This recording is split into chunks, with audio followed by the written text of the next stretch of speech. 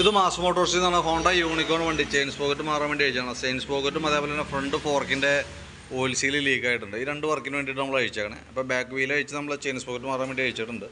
പിന്നെ അത് നിലവിൽ ബാക്കിലത്തെയും ഫ്രണ്ടിലത്തെയും ടയർ ഓൾറെഡി തീർന്ന് നിൽക്കണം കേട്ടോ, ഒന്ന് ശ്രദ്ധിച്ചോളാം. മഴയൊക്കെയാണ്.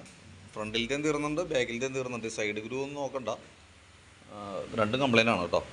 പിന്നെ ബാക്ക് ബ്രേക്കിൻ്റെ ഭാഗം നമ്മൾ നോക്കി. ബ്രേക്ക് ലൈൻഡറൊക്കെ പുതിയ ലൈൻഡറായിട്ടാണ്, കമ്പനി ലൈൻഡറാണ്, ഹോണ്ടയുടെ ഒറിജിനൽ ലൈൻഡർ തന്നെ കിടക്കണേ. ചെയിനിൻ്റെ കംപ്ലൈൻറ്റ് എന്ന് പറയുമ്പോൾ ചെയിൻ നമുക്ക് സെറ്റപ്പ് അടി മാറേണ്ടി വരും. അതായത് ചെയിനും രണ്ട് സ്പോക്കറ്റ് അടക്കം വരുന്ന കിറ്റ് അടക്കം നമ്മൾ മാറ്റിയിടണം കേട്ടോ. സ്പോക്കറ്റ് ഷാഫ്റ്റിൻ്റെ കൂടെ ചെറിയൊരു തേയ്മാനമൊക്കെ ഉണ്ട്. നോർമൽ നമ്മുടെ പഴക്കം വെച്ച് നോക്കുമ്പോൾ അതിൻ്റെ ഒരു തേയ്മാനം കാണിക്കണുള്ളൂ, വേറെ പ്രോബ്ലം എന്ന് പറയാനായിട്ടൊന്നുമില്ല.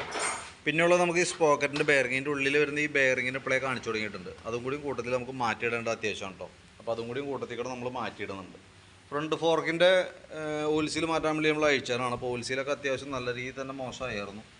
അതേപോലെ തന്നെ ഫോർക്ക് പൈപ്പ് നമ്മൾ ചെക്ക് ചെയ്യുന്ന സമയത്ത് വീഡിയോയിൽ കൃത്യമായിട്ട് കിട്ടുമെന്ന് അറിയില്ല. അത് ഈ ഭാഗത്തേക്ക് മാർക്ക് ചെയ്ത ഭാഗത്തേക്ക് നോക്കിക്കഴിഞ്ഞാൽ ഒരു ഡോട്ട് പോലെ കാണാനായിട്ട് പറ്റും. ആ ഭാഗം ഈ പൈപ്പാണ് ശരിക്കും നല്ല രീതിയിൽ ലീക്ക് കാണിച്ചായിരുന്നത്. അതുപോലെ തന്നെ ഇപ്പുറത്തെ പൈപ്പും, രണ്ട് പൈപ്പും ഉണ്ട്. ഇവിടെ നോക്കുമ്പോൾ ഡോട്ടുകൾ ഇങ്ങനെ കറക്റ്റായിട്ട് വന്നു തുടങ്ങിയിട്ടുണ്ട്. അപ്പോൾ ശരിക്കും എന്ന് പറഞ്ഞാൽ ഫോർക്ക് ഓയിൽ സീൽ മാറുന്ന കൂട്ടത്തിൽ തന്നെ ഈ പൈപ്പും കൂടി മാറ്റി പോകണമാണ് ഏറ്റവും സേഫ്. കാരണം എന്ന് വെച്ചാൽ ആ ഒരു ചിലവുള്ളൂ. ഇത് നമ്മൾ ഫോർക്ക് ഓയിൽ വിത്ത് ഓയിൽ സീൽ കാര്യങ്ങളൊക്കെ മാറ്റി നമ്മൾ റീസെറ്റ് ചെയ്താലും ഈ പൈപ്പിന് കംപ്ലയിൻറ്റ് ഉള്ളത് കൊണ്ട് എന്താ പ്രോബ്ലം എന്ന് വെച്ചാൽ വീണ്ടും ലീക്കേജ് കാണിക്കും. അപ്പോൾ ആ ഫോർക്ക് വീണ്ടും കണ്ടിന്യൂസ് ആയിട്ട് ലീക്ക് വരും. അത് പെട്ടെന്ന് വന്നൊന്നുമില്ല, പക്ഷേ എന്നാൽ പോലും ചിലപ്പോൾ ഒരു മാസത്തിനുള്ളിലൊക്കെ ചിലപ്പോൾ വീണ്ടും കംപ്ലയിൻറ്റ് വന്നേക്കും. അപ്പോൾ നിങ്ങൾ ഇപ്പോൾ മുടക്കുന്ന പൈസ നിങ്ങൾക്ക് സാമ്പത്തികമായിട്ട് നഷ്ടമായിരിക്കും. അപ്പോൾ നമ്മൾ ആ കൂട്ടത്തിൽ കൂടെ ഈ ഫോർക്കിൻ്റെ രണ്ട് പൈപ്പും ഓയിൽ സീലും കൂടി മാറ്റിയിടാണെങ്കിൽ ആ പ്രോബ്ലം അവിടെ സോൾവായി ക്ലിയറായിട്ട് പൊക്കോളും.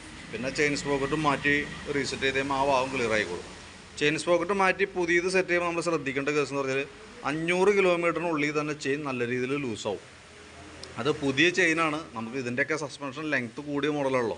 അപ്പോൾ കൂടിയ ലെങ്ത്തുള്ള ഏത് വണ്ടി, ഇപ്പോൾ അതല്ലെങ്കിൽ പോലും പുതിയ ചെയിൻ ഇട്ട് കഴിയുമ്പോൾ പെട്ടെന്ന് ഫസ്റ്റ് ഒന്ന് ലൂസാവും. അത് നമ്മളൊന്ന് സീറ്റിംഗ് ആവണമാണ്.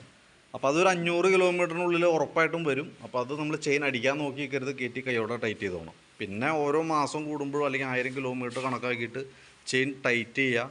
ലൂസായിട്ട് അടിക്കാൻ നോക്കി നിൽക്കരുത്. ലൂസായിട്ട് അടിക്കണ സമയത്താണ് ചെയിൻ ഓവർലാപ്പിംഗ് വന്നു പോവുക. അപ്പോൾ അതില്ലാതിരിക്കാനായിട്ട് നമ്മൾ കറക്റ്റായ ഇടവേളകളിൽ ചെയിൻ ടൈറ്റ് ചെയ്യുക. ചെയിൻ ആവശ്യമായിട്ടുള്ള ഓയിലോ ഗ്രീസോ ഏതാണ് അനുയോജ്യം എന്ന് വെച്ചാൽ അത് കറക്റ്റ്. ഇതിപ്പോൾ ചെയിൻ കവറുള്ള മോഡലായതുകൊണ്ട് ഓയിൽ കൊടുത്താലും മതി, പ്രോബ്ലം ഒന്നുമില്ല. അപ്പോൾ അത് ക്ലിയർ ചെയ്തില്ലാന്നുണ്ടെങ്കിൽ ചെയിൻ നമ്മളിപ്പോൾ എത്ര നല്ല ഇതിപ്പോൾ നമ്മളിപ്പോൾ ഇടുന്നത് കമ്പനി ചെയിനാണ്. എത്ര ഇതായിട്ടുള്ള ചെയിൻ ഇട്ടാലും നമ്മൾ കറക്റ്റായിട്ട് അത് നോക്കുന്നത് കറക്റ്റ് അല്ല എന്നുണ്ടെങ്കിൽ ചെയിൻ പെട്ടെന്ന് കംപ്ലയിൻറ്റ് വരും. അത് പ്രത്യേകം ശ്രദ്ധിച്ചോളാം. ഇപ്പോൾ ഞാൻ അതിൻ്റെ ചെയിൻ സ്പോക്കറ്റ് ബെയറിങ്, ഫ്രണ്ടിലത്തെ ഫോർക്കിൻ്റെ രണ്ട് പൈപ്പ്, ഓയിൽ സീൽ എല്ലാം കൂടിയിട്ട് അതിൻ്റെ ലേബർ ചാർജ് അടക്കം നമ്മൾ ചെയ്ത് വരുമ്പോൾ ഏകദേശം എത്ര വരുമെന്ന് നോക്കിയിട്ട് അതിൻ്റെ ഒരു എസ്റ്റിമേറ്റും ഈ വർക്കിൻ്റെ വീഡിയോ അടക്കം ഞാൻ വാട്സാപ്പിലേക്ക് ഒന്ന് സെൻഡ് ചെയ്തിടാം. വീഡിയോ കാണാം, കണ്ടതിന് ശേഷം നോക്കിയിട്ടൊന്ന് റിപ്ലൈ ഇട്ടേക്കാം. റിപ്ലൈ കിട്ടിയാലാണ് ഞങ്ങൾക്ക് ബാക്കി വർക്ക് കണ്ടിന്യൂ ചെയ്യുള്ളൂ കേട്ടോ. കാരണം നമുക്ക് ഓൾറെഡി അപ്രൂവൽ കിട്ടിയാലാണ് നമുക്ക് ബാക്കിയത്തെ വർക്കുമായിട്ട് മുന്നോട്ട് പോകാൻ പറ്റുള്ളൂ.